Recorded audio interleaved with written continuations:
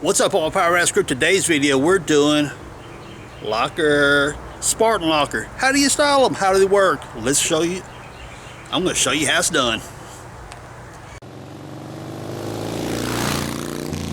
So to start out with, you're going to have the cross pins got to be in place, which is going to be holding your spider gears for those of you who still got your stuff in there. Like I said, this is a brand new carrier. What you've got going through here is a roll pin, that right there. It gets driven down through like that right there. It goes through the cross pin right here and holds the cross pin in place. That's holding your spider gears in whenever you got your factory set up. You will have to knock that out from this side. This is the bolt side of where holds your ring gear, so you put your punch right down through that hole right there and drive that roll pin here. Your punch is going right here. You'll drive it that way. It'll hit the pin. It'll hit the pin and walk the pin out this way, which will allow you to get your cross pin out. And then you will take your spider gears inside here. You gotta have one gear up inside here, one gear inside here, then you gotta have a spider gear here and one here. So you'll grab the gears and rotate them around to where the spider gear that was up here will be right here. Make sense? Then you hook your finger into it, pull it out of there. Then this spider gear that was right here will be rotated over here and you pull it out that side. Okay. So that'll put your spider gears here and here still in place. Pull them out. You'll just get your flat screwdriver, get it behind it, wedge it out, they'll slide them right out of there. Not a big deal. Now keep something in mind. Your factory spider gears are gonna have shims on them. Keep the shim with the proper gear in the event you ever want to put them back in. But also bear in mind, you're not going to be using those shims with your new locker. You don't need them. You don't need shims at all with a Spartan locker. So let's get to put this thing together. First thing you want to do is put these in right here. Now some people put grease on them to hold them in place, because what you're going to do is you're going to drop it down side here and put it in like that right there. See how it's sitting in there? Some people put grease in because as they're working with it, it'll want to slide out, whatever. Now if you've got your carrier sitting like this and you're trying to work with it, yes, absolutely, this right here is going to want to fall out. Get out of there, I'm trying to show you something. See how it falls out of there? So they'll put grease on it to hold it in place while you're working with it. But here's the problem with using grease. Grease, as in like what you use in your ball joints, wheel bearings, stuff like that, and axle grease, don't necessarily mix together well. It'll turn into a gel, and you'll have to change your axle grease probably in a couple 100 miles to get that gel out of there. So what do? I lay my carrier like this. Take a little bit of axle grease, put your little bit of lube around that right there.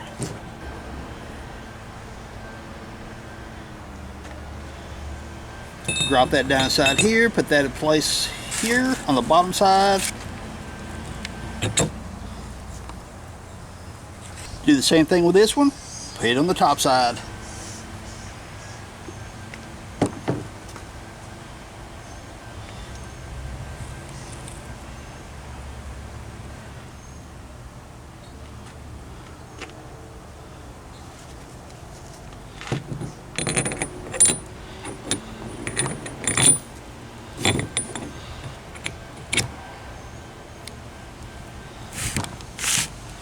Here we go.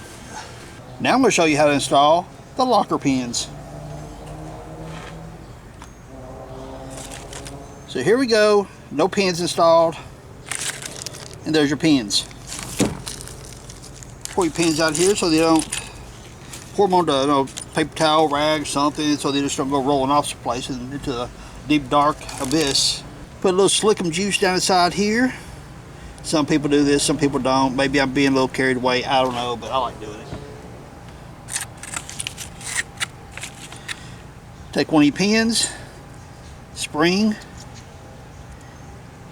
drop it down inside there, boingy, boingy, boingy.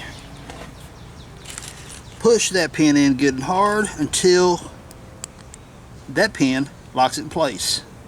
See? Over here, not installed. You can see the hole right there, and there's where that one goes.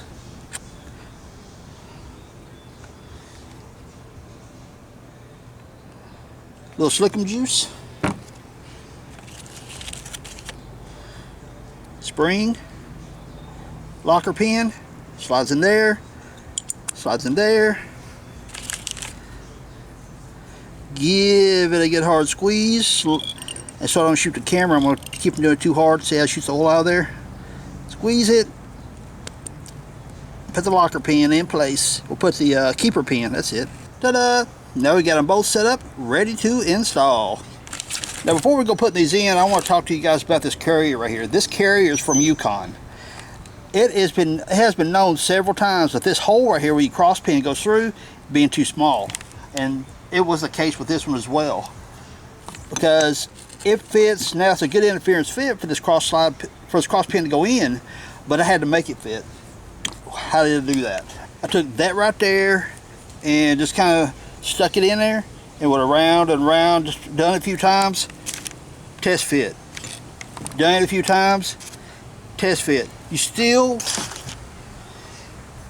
want to have to take, you don't want this slide through very easily. You still want to be able to have to take a hammer and tap it through, okay? So how do you get around doing that all together? Don't buy the Yukon carrier. Get the Spicer carrier, okay? I'll drop a link down below. Get the Spicer carrier and you should be good to go out of the box and not have to modify the carrier for your cross pin to go through. Now just to reiterate, if you happen to have the Spicer carrier and you try to put this in and it does not want to go in at all, now mind you, it will be snug from the factory, okay? I mean, even if it's got the Spicer carrier, but the Yukon carrier, it would not go. I couldn't take a hammer and tap it in, okay? I put calipers across it and it had about 3,000, 4,000 interference fit, which I was going to have to darn near press that in. Not happening. So, like I said, the drum roll like it right there, or the little flap wheel drums, take a little bit of material out, test fit it, put it in place, take a hammer, tap it. If it goes in with an interference fit but still goes in, you're good to go. Then you got to do the other side as well. Now hold your carrier, put your finger through right there. See? Hold that gear. Take this one, maneuver it down inside there till your teeth line up. Don't forget to install these. Do not forget to install these. Yes, I say it again because it's a bad thing. If you just don't forget to install them. Slide that in. Notice cup side toward the teeth. See the teeth right here? Cup side toward teeth. And watch it fall through.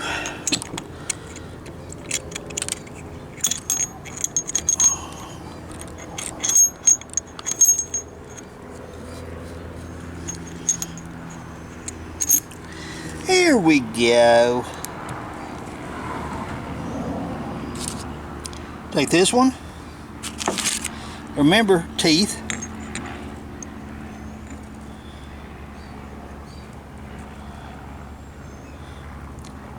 Now we take this one. Remember the teeth. Slides in like that. Fish it through.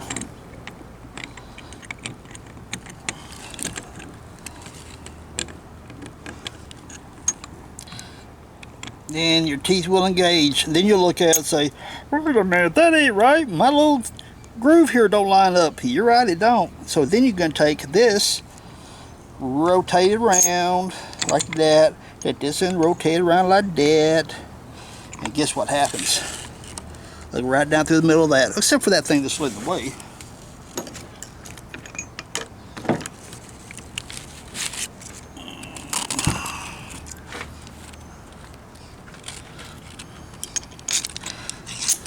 Move our little collars back out of the way, and look, we got light all the way through.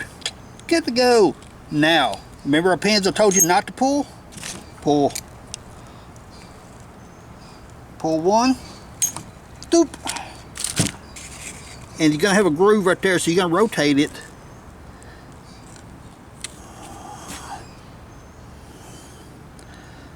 See that groove right there? You want that to twist and lock right in there.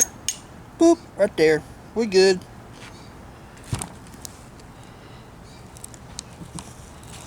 Let's see, we pulled that pin, so let's just pull the one opposite right here. That'll hold everything in place for us for the moment. Boop, done. Now I'm going to give you guys a little secret that not all the videos tell you about. So how do we take that back out, you ask? That is a good question. Here's one of my locking pins. Put it in place and just let it ride for the moment. You see this pick has got 90-degree bend right there? Get in behind your locker pin and just kind of wiggle it around a little bit. You got to hit that sweet spot to where you get a hold of that pin and push it.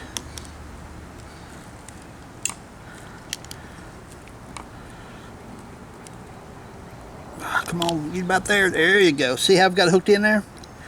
Now simply take this and rotate it upward, wedge against it. See, I'm watching the camera and not the part, and I'm messing it up. So I'll push back like this right here and keep pushing on the pin. Keep pushing, keep pushing, keep pushing, keep pushing. Ta-da! We have locked it back, and if we did all 4 of them, we can take that locker out. No fuss, easy peasy. But we're actually installing it, so we're going to pull it back out. There we go.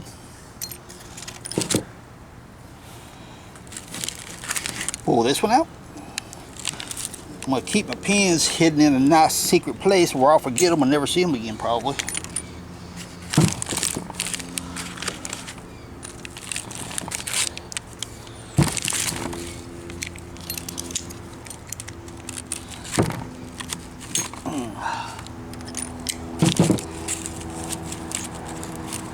There, locker is installed.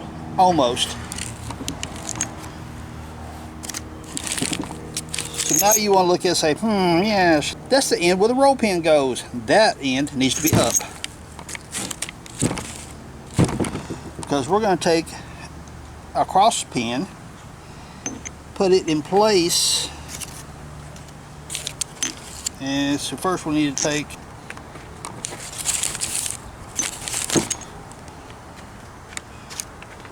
slide those collars back so it'll allow the pin to go through. Then we rotate the locker to where the pin clears going through.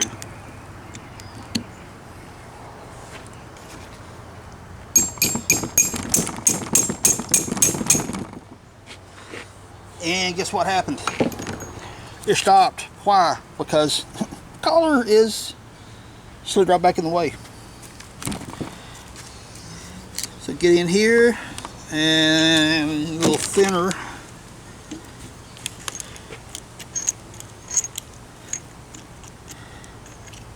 Separate them. And so I came in from the bottom right here and separated those cups, and look at that, it slid right on in. So now I need to drive it on home. But don't get too froggy. That right there has to line up with that roll pin.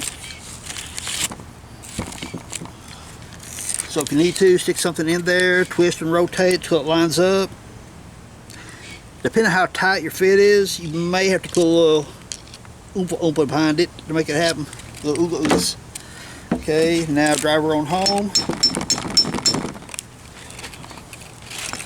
Earthquake! The camera's shaking! No! No!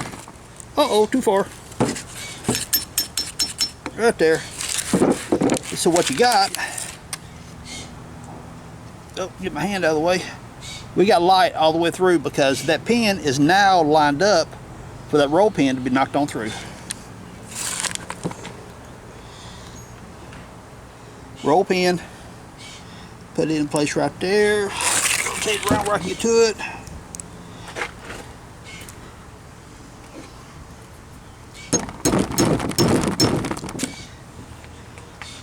This is actually where I should be using a punch to knock it through, but guess what? I'm going to use an extension.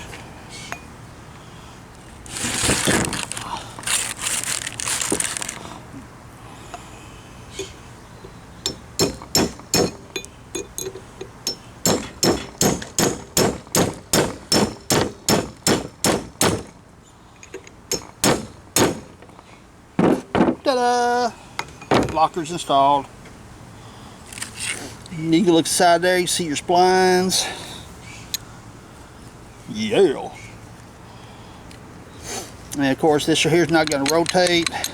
Now right now we're in lock mode. Why is that? Because our pins are inside this groove here and there, and our teeth are engaged. So therefore this acts as one solid unit, almost like a spool. Let's just say you're cruising around the mall and you got to make a hard turn. What happens is this gear and now want to turn at different speeds, because if you're making a hard turn, one tire turns faster than the other. So when that happens, you get a hard bind. Notice on the teeth, it got a slight little bit of a ramp to them, a little bit of a tapered, upward taper. It climbs, those teeth climb each other, which separates that. I don't know if I can make them separate to show that or not. Let's see. Yeah, see right here? So whenever you make that hard turn, those teeth separate like this right here. It allows that gear to turn, if I can do it. Yeah, see? See the little angle right there? The little ramps? So whenever they get in a hard bind, when you turn right or turn left, those little ramps start to climb each other, so therefore disengaging your teeth like this. And that's where you're hearing that ratcheting action. So whenever you complete your turn and you pull over beside that sweet rig, you want to check it out, what happens is now you turn your steering wheel straight. And come on. That gets a little closer, boom. Hear that snap? That's the ratchet action you're hearing. The teeth are snapping back together. And that's how a lunchbox locker works. Y'all get some bonus footage on this video. I got the ring gear installed, and look right there. That's what I mean by the cross pin will hit the ring gear. So if you've got 373s, 410s, 456, whatever, if you got 373s and numerically higher gears, you're going to have to pull the ring gear off to get the cross pin out. The more you know. So my power out screw, I hope this video gives you better directions than the instructions that come with it. Yeah, it's sketchy. So everyone, hope you guys got a little education out of this video. If you did, hit that thumbs up, subscribe if you haven't, leave us cool comments down below. Peace, later y'all.